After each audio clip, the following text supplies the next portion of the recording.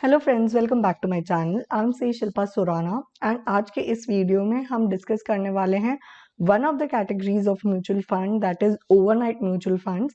And हम उसके बारे में इन डेप्थ में बात करेंगे, जैसे कि वो क्या होते हैं, उनमें इन्वेस्ट करने के एडवांटेजेस क्या हैं, प्लस आपको किन बातों का ध्यान रखना चाहिए if you are planning to opt for an overnight fund.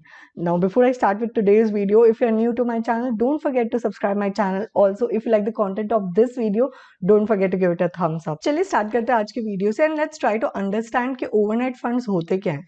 तो बेसिकली ओवरनाइट फंड्स ऐसे फंड्स हैं जिसके अंदर जो हमारे पैसे होते हैं उनको म्यूचुअल फंड मैनेजर इन्वेस्ट करता है ऐसे सिक्योरिटीज के अंदर जो मैच्योर होने वाली होती है विद इन वन डे। मतलब आज उन्होंने पैसा डाला, कल वो मैच्योर होकर पैसा वापस मिल जाता है, फिर वो रोटेट करते रहते हैं डिफरेंट डिफरेंट सिक्योरिटीज में। तो बेसिकली इन टाइप के फंड्स में जो मेन सोर्स ऑफ इनकम होती है वो होती है interest income that they earn on these kind of securities.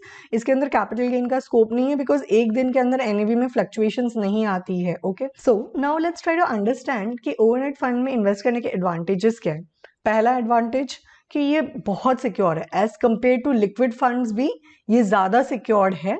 The reason is because of one day's maturity. उसके अंदर क्या होता है कि इंटरेस्ट रेट रिस्क जीरो हो जाता है, बिकॉज ऐसा तो है नहीं कि आपने आज पैसे डाला है और कल इंटरेस्ट रेट बढ़ गया और आपको उसके अंदर नुकसान हो जाएगा, ये भी नहीं है। प्लस डिफॉल्ट रेट की प्रोबेबिलिटी भी बहुत लो रहती है बिकॉज ओवरनाइट ऐसा नहीं होता है कि आपने आज पैसे डाले और कल सामने वाला पर्सन डिफॉल्ट कर देगा, यूजुअली नहीं होता है।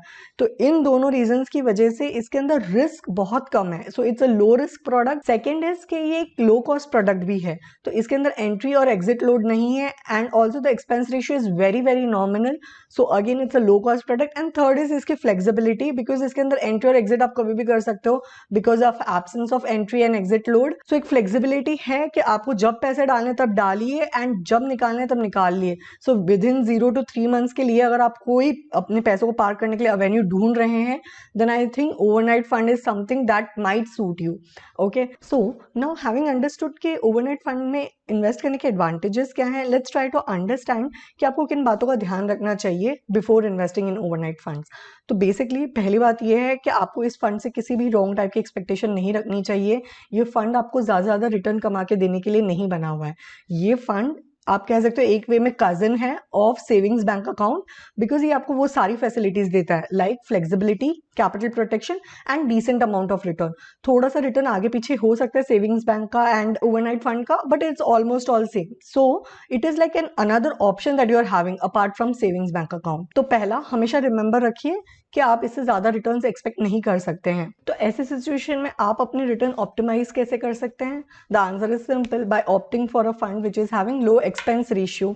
तो इस फंड के अंदर फंड मैनेजर की इन्वॉल्वमेंट बहुत ज्यादा नहीं होती है, मोर और लेस हर फंड ने सेम ही टाइप के प्रोडक्ट्स में इन्वेस्ट किया हुआ होता है। तो you can see and compare कि ऐसे कौन से फंड्स हैं जिसके अंदर एक्सपेंस रेशियो लो है प्लस जिनके रिटर्न्स अच्छे हैं एंड कंसिस्टेंट हैं। So consistency is very important, plus it should have a good track record where in it is able to beat the benchmark as well as its competitors. Okay, तो that is how you can optimise your return in case of overnight mutual fund. बाकी जो दूसरे type के mutual funds हैं उनके अंदर बहुत ज्यादा कुछ कंपेयर करने के लिए है नहीं, बिकॉज उनकी इन्वेस्टमेंट सेम टाइप के ही अवेन्यूज में होगी। Okay, now the second thing that you should keep in mind is कि आपके जो फाइनेंशियल गोल्स एंड ऑब्जेक्टिव्स हैं वो सिंक में होने चाहिए विद दिस फंड। ना इस फंड का क्या ऑब्जेक्टिव है बेसिकली कि ये एक ऐसा इन्वेस्टमेंट अवेन्यू प्रोवाइड कर रहा है टू पीपल जहां पे किसी के पास 0 to 3 मंथ्स के लिए कुछ फंड पड़ा है and that person want to ensure कि फंड सिक्योर रहे, सेफ रहे। तो उस सिचुएशन में they can think about overnight funds. तो your investment strategy should match with this objective. Okay, and why the reason is because ये जो liquidity provide कर रहा है, ये जो सेफ्टी प्रोवाइड कर रहा है आपको, उसका एक कॉस्ट है एंड वो कॉस्ट क्या है कि इसके रिटर्न्स जो है वो बहुत कम है। जैसे कि मैंने बताया कि ये बहुत नॉमिनल रिटर्न देता है, ऑलमोस्ट सेविंग्स बैंक के बराबर के रिटर्न दे रहा है। तो इतने कम रिटर्न पे आप तभी कॉम्प्रोमाइज कीजिए जब आपकी एक्चुअल नीड है इस फंड में इन्वेस्ट करने की। जस्ट बिकॉज ये एक सेफ अवेन्यू प्रोवाइड कर रहा है इसका ये मतलब नहीं होता है कि आप अपने सारे फंड्स डाइवर्ट कर दे to overnight fund.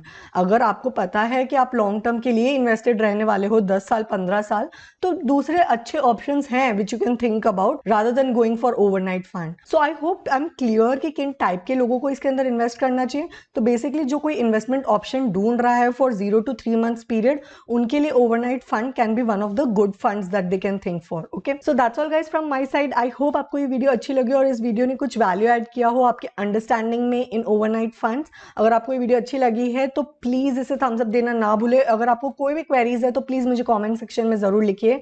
I will try to get back to you as soon as possible. I'll see you with more such content in my next video. Till then, happy investing. Bye.